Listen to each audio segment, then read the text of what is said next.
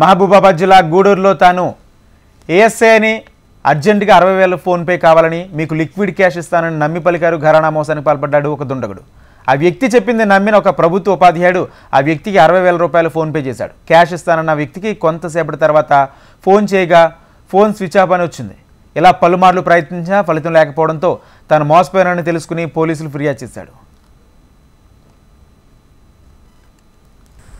నాకు అంటే గత 2 రోజుల నుండి లిక్విడ్ అమౌంట్ కావాలని మా తమ్మునికి ఫోన్ చేయగా చూస్తానని చెప్పాడు. అదే క్రమంలో నిన్న 5 గంటల 5 నిమిషాలకు నిన్న సాయంకాలము మా తమ్ముడు ఫోన్ చేసి 60,000 రూపాయలు అరేంజ్ అయినాయన్నా అని చెప్పి, సరే తమ్ముడు నువ్వు నీ దగ్గర పెట్టుకో, నేను 15 మినిట్స్లో నీ దగ్గరికి వచ్చి కలెక్ట్ చేసుకుంటానని చెప్పగా అంతలోనే వీళ్ళు మా తమ్ముడు నా నెంబర్ ఇవ్వగా ఒక వ్యక్తి ఫోన్ చేయడం జరిగింది. ఆ వ్యక్తి నా పేరు భాస్కర్ రెడ్డి, నేను పోలీస్ స్టేషన్ నుండి మాట్లాడుతున్న ఏఎస్ఐ అని చెప్పడంతో చెప్పండి సార్ అని చెప్పగా, నువ్వు 60,000 రూపాయలు ఫోన్పే చేస్తానన్నమాట. ఎస్ఐ గారి పేరెంట్స్ కొంచెం హాస్పిటల్లో ఉన్నారు, అర్జెంటుగా 60,000 రూపాయలు నువ్వు ఫోన్ పే చేస్తే బాగుంటుంది, నేను లిక్విడ్ పంపిస్తాను, కానిస్టేబుల్ ద్వారా లిక్విడ్ పంపిస్తానని చెప్పడం జరిగింది.